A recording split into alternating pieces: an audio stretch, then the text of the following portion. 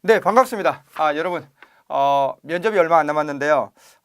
제가 사실 2년 전에 에듀피디에서 그 면접 강의를 찍고 새로 업데이트된 내용을 또 두 번 찍었어요. 그래서 제목이 여러분들 보시면 알겠지만 예전에 이제 들으신 분 그 기억을 하시는 분들 중에 보시면 뭐 100선이라든지 200선 이런 강좌가 있었는데요. 그것을 이제 통폐합을 해가지고 제가 새롭게 찍으려고 여러분 앞에 섰습니다.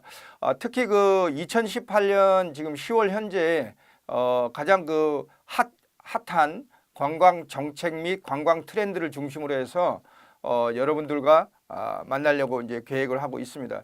여러분들이 무엇보다도 관광 통역 안내사 면접은 무엇보다도 사람과 사람의 만남입니다. 그 만남에 있어서 5분 내지 10분 내에 여러분들이 마음에 드는 사람이 돼야 되겠죠. 평가자 입장에서 봤을 때. 그러기 위해서는 어떻게 해야 되겠느냐. 가장 그 관광 통역 안내사로서의 자질을 가지고 있다는 걸 보여줘야 되는데 그 중에 하나가 그 자질을 보여줄 수 있는 것 하나가 뭐죠? 최신 관광 정책이나 트렌드를 바로 읽고 있으면 더 이상 고민하지 않겠죠. 그래서 그런 측면에서 최신 관광 정책이나 트렌드를 중심으로 해서 여러분들에게 강의를 하려고 합니다. 물론 면접 시험을 임하는 사람이 가져야 할 기본적인 이론 지식도 필요합니다. 그런 지식을 바탕으로 해서 우선 그 강의를 하고 그 다음에 따끈따끈한 그 관광 최신 트렌드를 중심으로 해서 여러분들만의 그 면접 답변을 만들어서 면접장에 가십시오.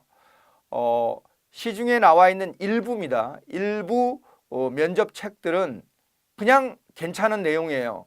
그러나 새롭게 업데이트된 최신 관광 정책이라든지 관광 트렌드를 반영하고 있는 건 제가 잘 찾아보기 어려웠어요. 그것은 왜 그러느냐? 그건 매달 바뀌고 뭐 매년 바뀌는 걸 갖다가 업데이트하기는 쉽지 않죠. 그러나 저의 면접 강의는 그것을 하고 있습니다, 여러분. 얼마나 차별화된 강의인가는 여러분들이 비교를 꼭 좀 해주십시오. 다른 오프라인도 좋습니다. 오프라인 강의, 온라인 강의는 면접이 많이 없는 걸로 알고 있지만 그래도 있긴 있죠. 여러분들이 꼭 비교를 하셔가지고 여러분들이 마음에 드는 그 면접 강의를 들으십시오. 그 강의가 그러니까 그 강의를 선택하는 데 있어서 제가 선택이 됐다면 정말 더할 나위 없는 보람이고 기쁨이겠죠. 어찌됐든 여러분 만나서 반갑습니다. 자, 첫 번째 시간인데요. 우선 기본적인 면접에 대한 기본적인 얘기를 좀 하려고 합니다. 그래서 면접의 평가 기준이라든지 면접 공부를 어떻게 해야 될 것인가, 그리고 여러분들이 면접 공부를 하는 사람이면은 누구나 머릿속에 떠오르는 그 의문점들, 이러이러한 것들을 어떻게 해야지 하는 그런 곤란한 어떤 상황들, 이런 것들이 머리에 떠오르실 거예요. 대표적인 게 그 각 나라 언어잖아요. 관광통역 안내사는. 그래서 우리나라의 고유한 어떤 지명을 다 뭐 러시아면 러시아, 영어면 영어, 뭐 중국어면 중국어, 일본어, 베트남어, 태국어, 각각의 언어를 공부하시는 분들은 그 언어로 다 알아야 되느냐, 그런 질문 많이 하시거든요. 그런 거에 대한 답변을 다 해드릴 겁니다. 그래서 첫 번째 시간이지만 여러분들이 잘 들어두시면 면접이라는 것이 그렇게 대비하기가 어려운 것은 아니다. 그런 생각이 드실 겁니다. 그러나 노력은 해야 됩니다, 여러분. 노력 없이 얻는 거는 아무것도 없습니다. 그 첫 번째, 이 면접 시험을 준비하는 사람들의 입장에서는 두 가지로 이렇게 견해가 나뉘어져요. 첫 번째, 너무 어렵다. 필기 시험은 그래도 글자로 쓰여져 있는 거에서 답이 있고 거기서 고르는 거지만 이거는 모르면 대답을 못 하니까, 또 공부를 많이 했는데도 불구하고 당일날 대답을 못 하게 되면 많이 알고 있는데 그 표현력이 부족해서 또 떨어서 또 여러 가지 이유죠, 그죠? 또 괴팍한 면접관을 만나서 뭐 여러 가지 이유로 여러분들이 실력을 발휘 못하는 경우가 많습니다. 그래서 그 여러분들이 두 가지인데, 면접 공부하기 너무 어렵다라고 하시는 분하고 면접 공부하는 거 가장 쉬운 게 면접이야. 이렇게 대답하시는 분, 그런 견해, 두 견해로 나눠집니다. 그러면 저는 어떤 견해가 맞다라고 생각하느냐? 중간쯤에 있는 견해이긴 하지만 그래도 그렇게 걱정할 건 아니다. 그렇게 말씀을 좀 드리고 싶어요. 저한테 배우신 분들 중에 아주 수월하게 합격하신 분이 있는가 하면 정말로 열심히 공부하시고 하신 분인데 또 한 번에 고배를 들고 두 번째 면접에서 합격하신 분들도 있어요. 그러니까 면접이라는 것이 실력이 있는 사람이 때로는 떨어지기도 한다는 거죠. 물론 면접에는 공부를 하지 않은 사람이 합격하는 건 좀 어려워요. 완벽한 탤런트 기질이 있어서 면접관을 속이는 어떤 실력이 없음에도 불구하고 실력이 있는 사람처럼 그렇게 하는 능력이 있으면 모를까? 제가 보기엔 그렇지 않습니다. 물론 설렁설렁 공부하는 사람이 있고 꼼꼼하게 공부하는 사람이 있는데 설렁설렁 공부하는 사람이 합격하기도 합니다. 꼼꼼하게 공부한 사람이 떨어진 경우도 있었어요. 그러나 그런 경우에 몇 가지 사례를 가지고 면접에 합격한 사람이 그 실력이 없는 사람이 합격했다 이렇게 판단 내리는 건 저는 좀 무리라고 생각합니다. 그래서 제가 모두의 좀 얘기가 길었는데요. 그래서 어찌됐든 면접은 공부를 해야 되지만 생각보다 어려운 시험 대비가 아니다. 말을 하는 연습 이것이 중요하기 때문에 그것을 위주로 해가지고 여러분이 그동안 공부했던 필기시험을 준비하면서 공부했던 내용을 잘 정리를 하시면 돼요. 자, 우선 첫 번째 여러분 이제 교재를 보시면 알겠지만 면접시험 평가 기준과 학습에 관한 조언인데요. 이 면접시험은 뭐를 평가하느냐 이거예요. 그래서 첫 번째 국가관, 사명감, 정신자세입니다. 그리고 그 전문 지식과 응용 능력 이거 관광 복귀할 때 하셨죠. 예의 품행 성실성, 의사 발표 정확성과 논리성입니다. 자, 그러면 이 네 개의 문항이 있는데 네 개 1, 2, 3, 4가 있는데 1, 3, 4는요. 지식하고는 관련이 없어요. 태도죠. 정신 자세죠. 말하는 방법이죠. 그래서 이거는 많이 알고 있는 걸 평가하는 게 아니에요. 무슨 뜻인지 아시죠? 두 번째, 전문 지식과 응용 능력이 아는 내용을 평가하는 거죠. 그러면 단순히 많이 알고 있다.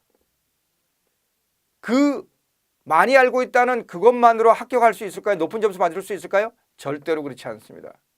하나를 알아도 5가지를 아는 사람처럼 표현하는 사람이 있는가 하면 5가지를 아는데 하나밖에 모르는 것처럼 표현하는 분들도 있거든요. 그러면 우리가 면접관을 속이자는 게 아니라 하나를 알고 있는데 4가지, 5가지를 알고 있는 사람처럼 평가받자는 거죠.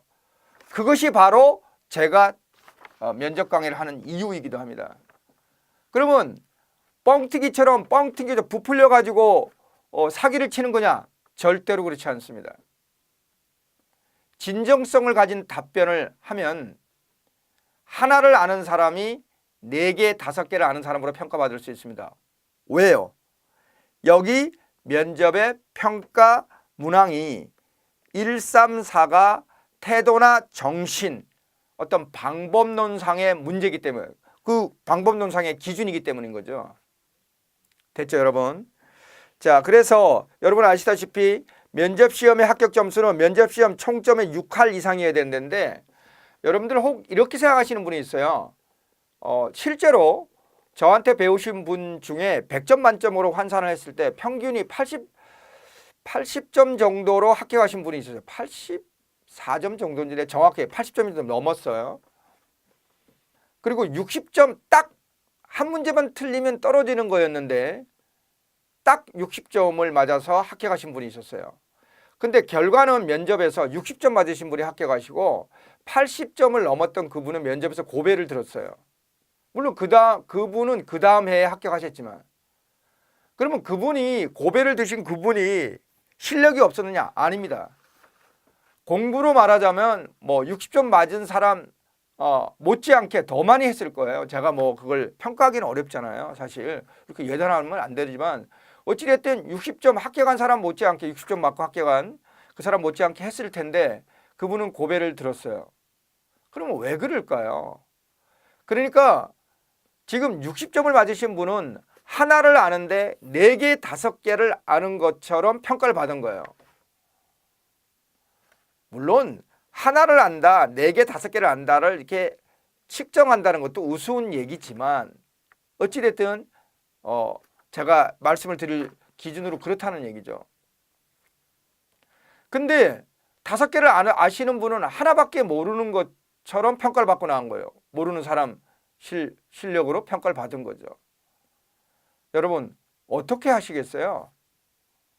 그러면 어떻게 공부를 해야지 하나를 아는데 4개, 5개를 아는 사람이 평가를 받는 그 점수로 평가를 받을 수 있느냐? 그것을 저와 같이 공부하시자는 거죠. 그래서 필기시험 성적은요. 면접시험 성적에 전혀 영향을 미치지 않습니다. 다 제로에서 시작합니다. 60점을 맞고 합격했던 뭐 90점을 맞고 합격했던 필기시험에 그럼 90점 맞은 사람이 면접에서 유리하냐? 절대로 그렇지 않습니다. 제로에서 시작합니다. 자, 그 밑에 그렇죠. 그 다음에 이제 이 평가 문항인데요. 그러니까 평가 채점 기준이죠. 죄송합니다. 채점 기준인데 여러분 채점 기준표가 원래 공개가 되는 게 아닌 게 원칙인데 제가 이제 수험생의 도움을 받아서 이제 복원을 한 거죠. 거기 여러분들 보시면 알겠지만 1, 2, 3, 4인데 역시 2항에 해당되는 전문 지식과 응용 능력이 40점이에요. 100점 만점에. 나머지 1, 3, 4항에 해당되는 게 정신 자세, 성실, 품행, 논리성, 뭐 정확성 이런 것이 20점, 20점에서 60점이에요. 합해서 1, 3, 4가 60점. 2항이 40점. 전문 지식과 응용 능력이 40점입니다. 물론 전문 지식과 응용 능력이 비중이 높은 건 사실이죠. 그러나 단순히 달달달달 암기를 잘하는 사람이 그러면 합격을 하고 달달달 외우지 못하는 사람이 떨어지느냐? 그건 또 아닙니다. 여전히 1, 3, 4를 합했을 때 60점이 40점보다 많다는 사실. 여러분들 가장 여러분들이 착각을 하고 있는 것 중에 하나가 뭐냐면 어떤 질문에 전문적인 지식을 물어본단 말이에요. 그거에 대답을 못하면 완전히 다 망가진 걸로 생각을 해요, 여러분.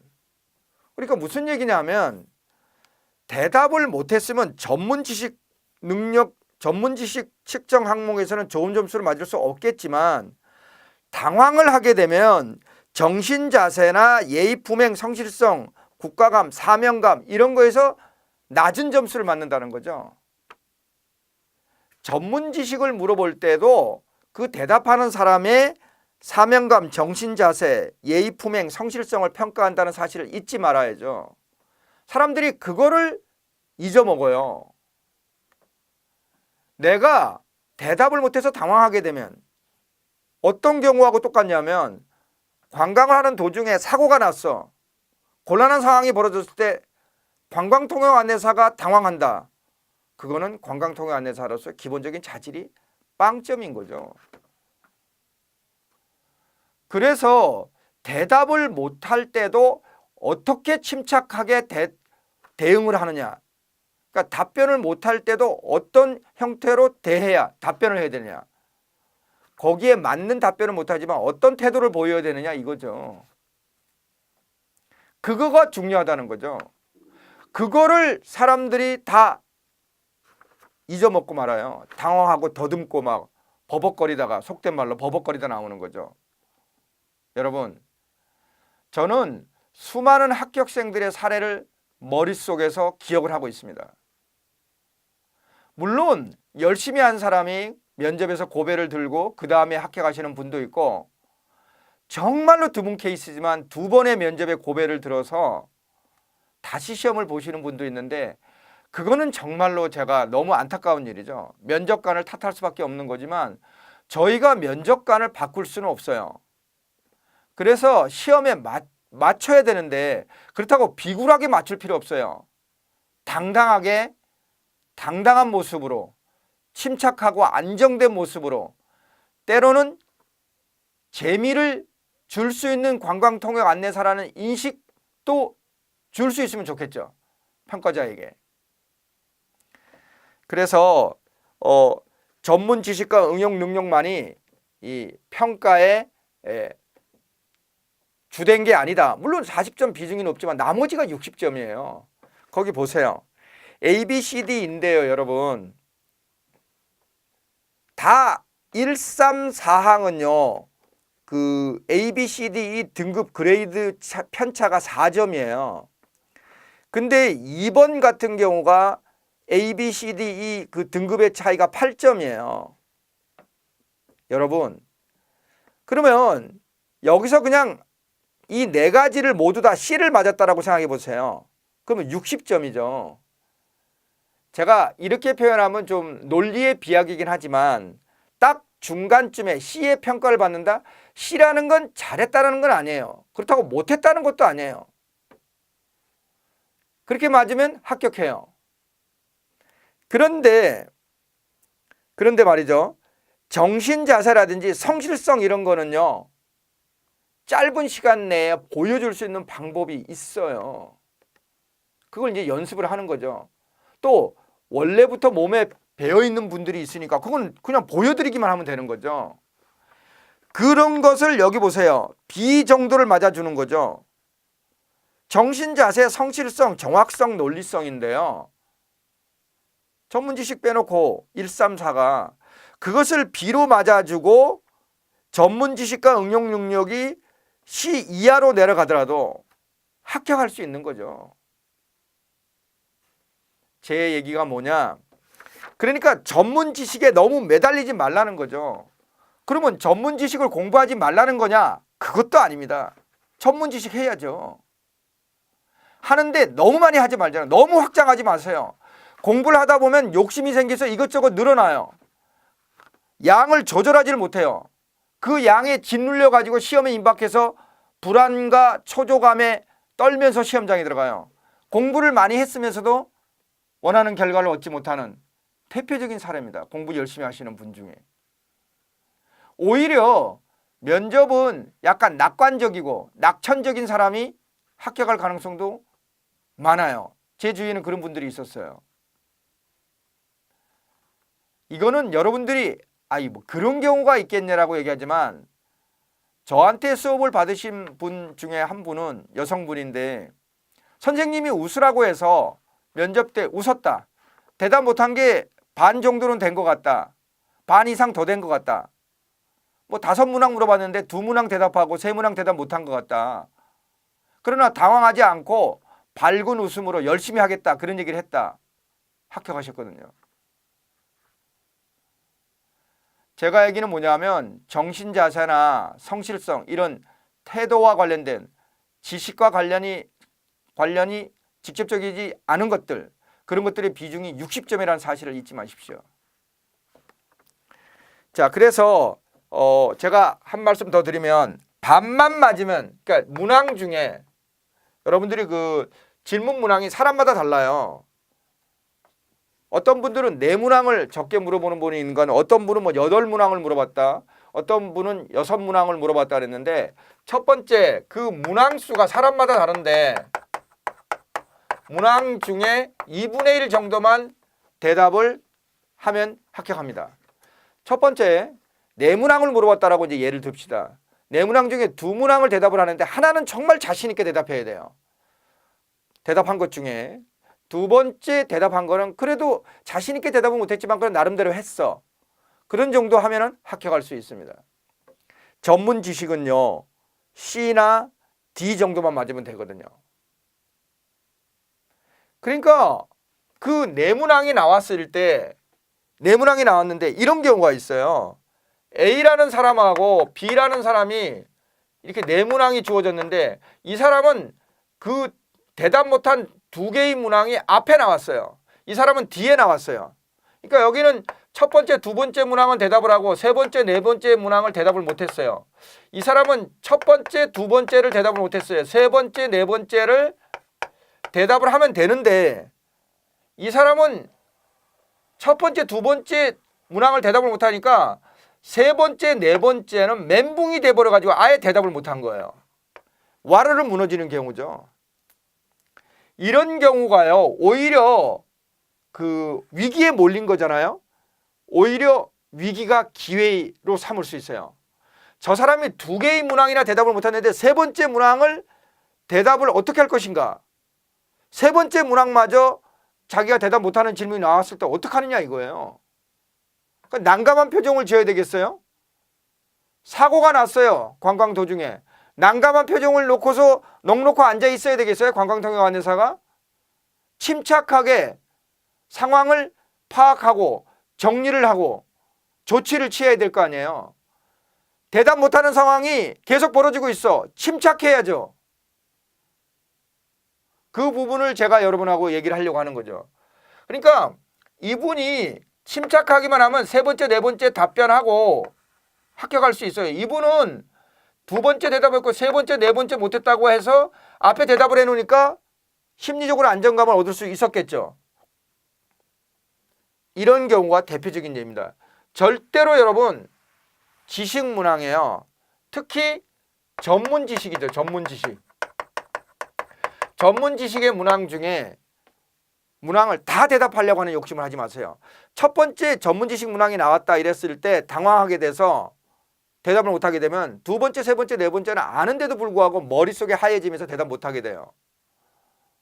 여러분 침착함. 그래서 문항 중에 2분의 1만 만큼 마음을 비워야 돼요. 나 반만 대답하겠다. 제가 우스갯소리로 네 문항 중에 세 문항은 아는데 그냥 두 문항만 대답하기로 했어. 그래서 아는 거 한 문항은 대답 안 하겠어. 그렇게 그럴 정도로 마음을 비워야 된다는 얘기예요.